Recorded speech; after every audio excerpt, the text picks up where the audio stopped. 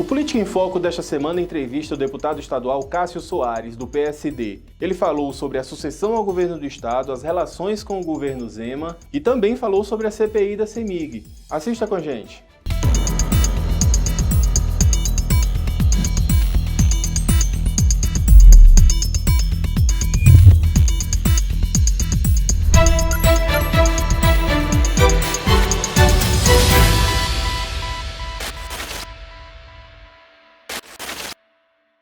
Deputado, esse é o seu terceiro mandato, certo? Exatamente. Estamos na metade dessa legislatura. Qual que é a avaliação que o senhor faz dessa legislatura em específico quando o senhor olha para as outras duas? Qual que é a avaliação que o senhor faz? Olha, é uma legislatura em que a independência do Poder Legislativo está sendo como jamais vista, né? Os parlamentares hoje eles possuem a prerrogativa de ter emendas parlamentares impositivas e isso traz à atuação do parlamentar uma liberdade maior na apreciação das matérias que são trazidas para a Assembleia Legislativa. Nas legislaturas anteriores, as emendas, que são os recursos que os deputados indicam para escolas, polícias, melhorias de condições da cidade e da base eleitoral que o deputado representa, antes não eram impositivas. E isso, o deputado ficava naquela relação, de certo modo, até promíscua com o governo. Olha, eu voto seu projeto se você pagar essa emenda, ou então o governo fala, olha, eu pago a sua emenda se você votar esse projeto. Então agora não, agora nós temos uma liberdade um tanto maior, porque essas emendas precisam ser pagas independente de qualquer votação dos parlamentares. Você falou dessa relação promíscua e, se eu me corrija se eu estiver enganado, não sei se foi já nesse ano ou no ano passado, houve uma declaração do governador Romeu Zema que ela chegou muito mal aqui na Assembleia, de que os deputados só votavam a partir dos seus interesses, e o senhor foi um dos deputados que teve um posicionamento bem firme, contundente, contrário ao que ele colocou. O senhor relembra essa história para a gente e Claro. de que maneira isso, Claro. Essa mudança, como o senhor falou, do que era impositivo e deixou de ser, Sim. o que isso trouxe de fato de mudanças para a população que está lá na ponta? Uma declaração totalmente infeliz, porque os nossos interesses são os interesses da comunidade que nós representamos. Nós somos representantes da população. Nós somos 77 deputados que fomos eleitos e viemos para o parlamento representar os 21 milhões de mineiros que tem no estado. E dessa maneira, quais são os nossos interesses? Os meus especialmente. É que a rodovia MG 050, que é uma rodovia de participação público-privada, ela não tem as suas obras atrasadas. Infelizmente, o governo do estado, com a parceira, ela está atrasando consideravelmente as obras da rodovia MG 050. Esses são os meus interesses, que são os interesses de todos os usuários. Meu interesse é que a Escola Estadual São José tenha a quadra feita, porque há 7, 8 anos atrás, numa tempestade, a quadra caiu, a cobertura da quadra caiu e vitimou o Ian, um jovem que fazia educação física naquele momento. E por 8 anos, o governo do estado não se moveu e não reconstruiu a quadra da Escola São José. Eu tive que pegar as minhas emendas parlamentares, que eu tenho o direito de fazer as indicações, e restituir a escola de uma quadra nova, de uma escola estadual com mais de 1.500 alunos. Então, estes são os nossos interesses. Eu não tenho nenhum interesse particular. O meu interesse particular é ver o bem-estar da população. E eu tenho certeza que esse também é o interesse do governador Zema, mas ele não compreende, às vezes, os artifícios legislativos que nós temos para poder chegar nesse bem-estar de toda a comunidade mineira.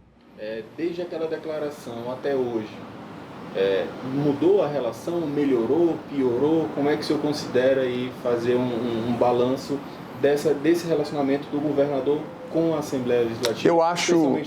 Eu acho que existe um esforço do governo, mas não melhorou, infelizmente, até agora, porque não há essa compreensão. O que o governo às vezes não entende, a articulação política do governo não entende, é que existem as diferenças, as peculiaridades de cada parlamentar na sua defesa daquela região que ele representa, daqueles interesses. Temos deputados aqui que defendem a classe da educação pública, temos deputados que defendem a da segurança pública, tem outros que defendem a saúde pública de qualidade, e nisso cada qual vai buscar os seus objetivos, que é um objetivo comum da comunidade mineira. E essa percepção, essa sensibilidade de saber ouvir, de consultar, envolver os parlamentares nas decisões prévias de governo, Isso, infelizmente, eu não tenho percebido. O senhor, na legislatura passada, o senhor foi líder de um bloco e nessa agora o bloco praticamente dobrou de tamanho.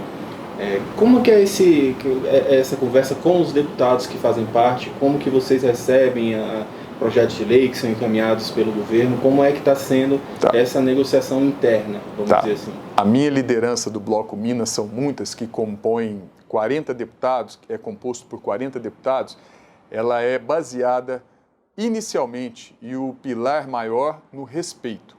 40 deputados, é óbvio que você tem deputados que pensam diferente dentro do bloco. Então, o respeito ao pensamento divergente, ele é a nossa base e o início de qualquer diálogo. Os projetos que aqui chegam, nós nos reunimos, ouvimos o contraditório, ouvimos o deputado que é a favor, o que é contrário, e jamais fechamos questão colocando em dificuldade cada parlamentar ou qualquer parlamentar que pense diferente. Cada deputado tem a sua liberdade de poder optar por uma votação, mas o que nós não abrimos mão é do bom debate, aquele debate que vai trazer benefícios para o entendimento. Às vezes você está pensando de uma forma, mas tem aquele colega que pensa e puxa e te convence para o contraditório. Então, isso tudo que nós enaltecemos dentro do bloco Minas São Muitas. E tem sido um relacionamento, então, bem profícuo? Você tem conseguido fazer equilibrar os interesses de todos? Sem sombra de dúvida. Eu só tenho que agradecer a confiança que esses deputados e deputadas têm depositado na minha liderança e eu tenho tentado...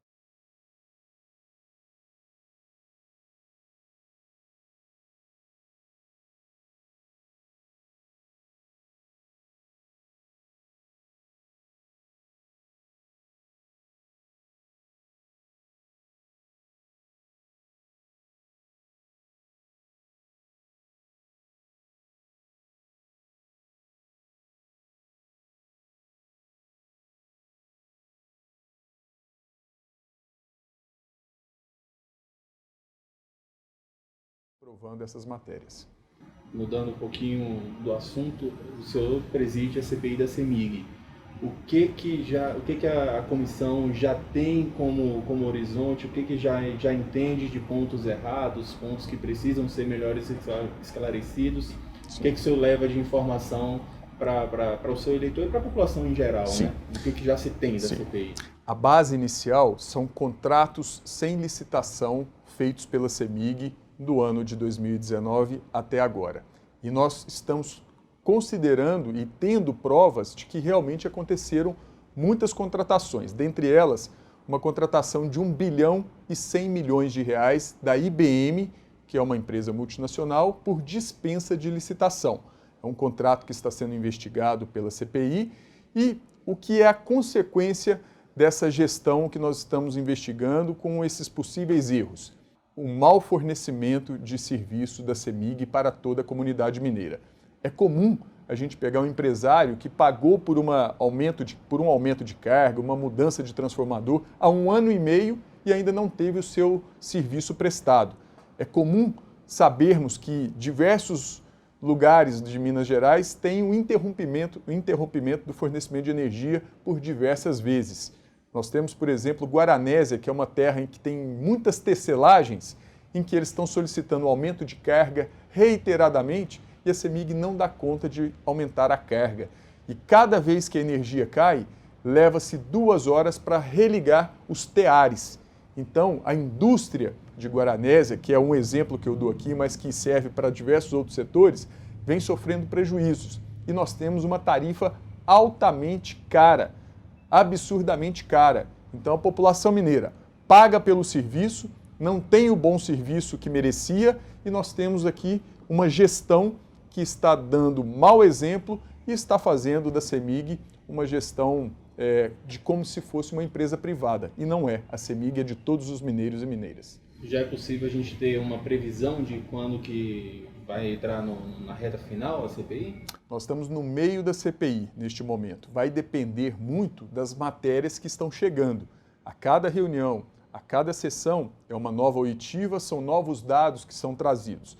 Se tivermos condições de encerrá-la dentro do prazo regimental, que é o dia 8 de novembro, iremos encerrá-la. Se novas matérias forem trazidas e tivermos a necessidade de prorrogá-la, ela será prorrogada também. Não temos nenhum interesse em prorrogar sem ter motivos e caçar bruxas. Nós queremos é passar a limpo o que é patrimônio dos mineiros. Hoje, com as matérias que o senhor tem, com os documentos, dá para se estabelecer que novembro ainda é um prazo razoável? Hoje sim, né? Mas vai depender do que...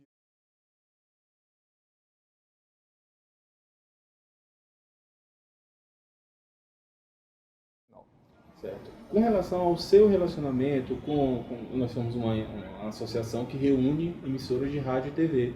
Então, eu queria entender do senhor qual a importância que o senhor faz, que o senhor dá à comunicação e como é esse seu relacionamento com as emissoras na região de atuação do senhor. Olha, acho que a comunicação ela é fundamental. Aquilo que nós fazemos aqui dentro do parlamento precisa chegar ao conhecimento das pessoas. A base da democracia é a informação fiel e precisa para que o cidadão possa tomar as suas decisões. Ele não pode tomar as suas decisões em cima de fake news, que infelizmente a rede social hoje tem uma condição de propagar muito facilmente essas fake news. O rádio, a TV, a imprensa honesta e correta, ela não propaga fake news, ela leva a informação fiel. Eu tenho como formação economia, sou economista, mas sou um admirador da comunicação e respeito muito e tenho na comunicação, nos órgãos sérios de propagação da informação, o melhor meio para a gente poder garantir a democracia que nós tanto prezamos. Então, eu só tenho que agradecer a participação da AMIRT e de todos os seus associados, afiliadas, nessa informação fiel que é levada a praticamente toda Minas Gerais. Só preciso fazer ressalto que foi uma pergunta enviada, né? Sempre que a gente claro. Enviam as perguntas, nossos associados, e tem também uma que é com relação a por que a Assembleia ela investe muito mais em mídia na capital do que no interior. Isso fica... O senhor teria como fazer um comentário a respeito? Olha, eu não tenho esses dados para te dizer e não sou da mesa diretora da Assembleia que faz a determinação desses investimentos. O que eu sei é que a região metropolitana tem uma densidade populacional de em torno de 25% da população do estado, mas eu sou o defensor de que ela faça a interiorização da informação através das rádios, que chega nos domicílios das pessoas mais facilmente, no carro, quem está saindo para o trabalho. Eu sou um ouvinte assíduo do rádio, né? Acompanho as rádios do nosso interior por onde eu passo. Então, a minha defesa dentro da Assembleia certamente será para que tenha a democratização dos investimentos e da aplicação dos recursos dentro do interior, nos mesmos moldes que é feito na capital.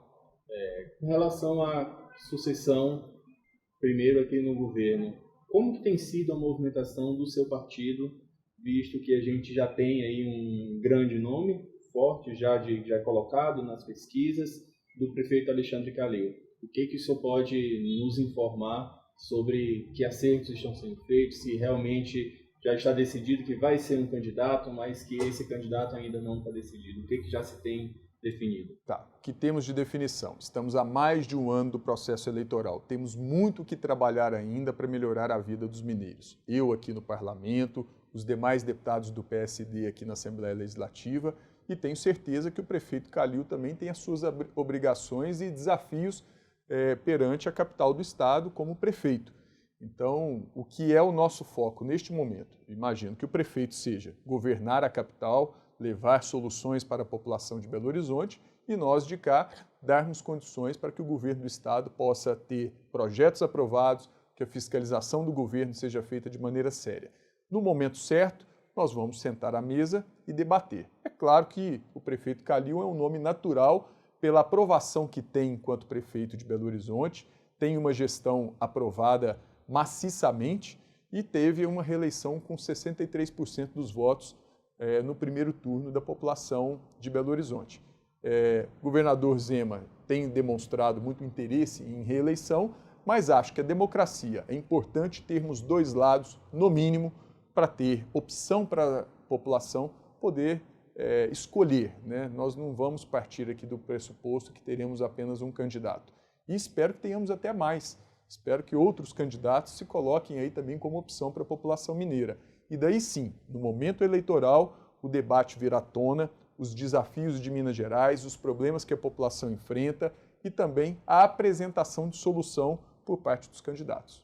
Eu vou insistir ainda na Por questão gentileza. do governo, porque a gente tem o senhor como líder de acho que o maior bloco, né, da Assembleia, e o prefeito. São dois nomes que naturalmente teriam uma relevância.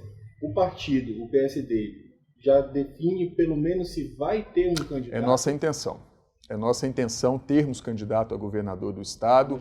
A majoritária, o prefeito Calil é um dos nomes, nós temos o senador Carlos Viana, é outro nome também de relevância dentro do partido, do cenário estadual. Temos o senador Anastasia, que já foi governador e um ótimo governador, hoje faz um dos melhores mandatos dentro do Senado Federal em nível nacional.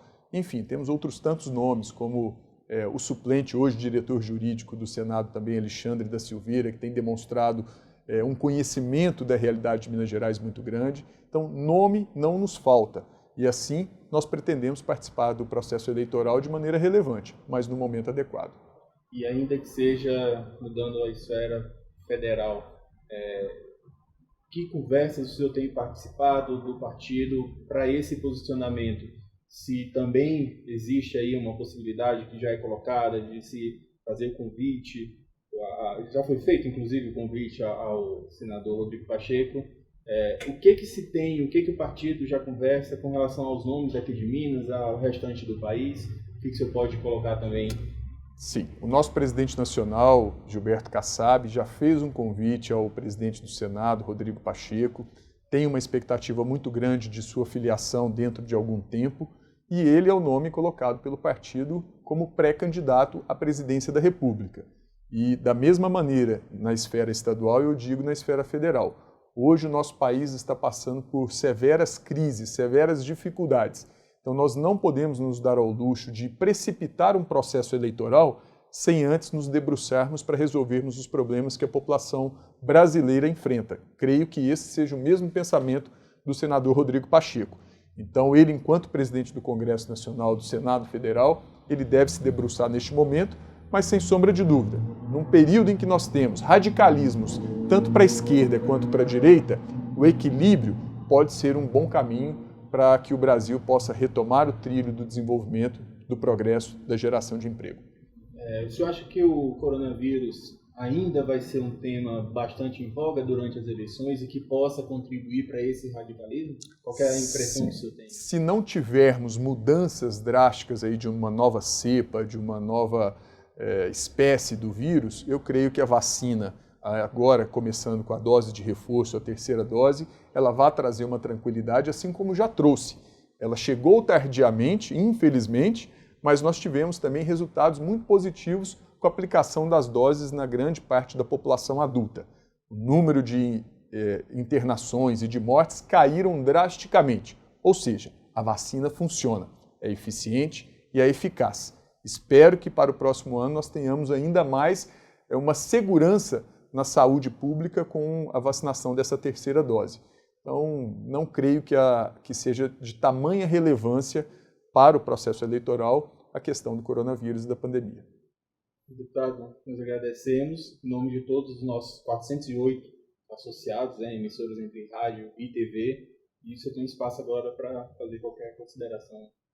Eu quero agradecer à MIRT, todos os associados, interior afora, que a rádio, eu falo que é o órgão de comunicação mais democrático, porque chega lá no rincão, lá na fazenda, na chácara, no sítio, quem está no ônibus indo para a sua panha, trabalhar, na lida na madrugada, no começo do dia, enfim, a dona de casa que está fazendo o seu almoço ali, está com o radinho ligado. Então, isso é importante, isso eu enalteço. E repito, em dias atuais que nós temos, infelizmente, fake news imperando em determinadas circunstâncias, nós lançamos mão da boa imprensa, da imprensa democrática, correta, honesta, para levar a informação a todos. Eu só tenho que agradecer o espaço que me foi concedido, estou à inteira disposição dos órgãos afiliados e afiliadas da MIRT, para a gente poder falar um pouquinho mais sobre a boa política. Eu Não nego a política, sou político de natureza e eu sei que a boa política melhora verdadeiramente a vida das pessoas quando bem praticada. E é essa política que eu ofereço àquelas pessoas que confiaram em mim.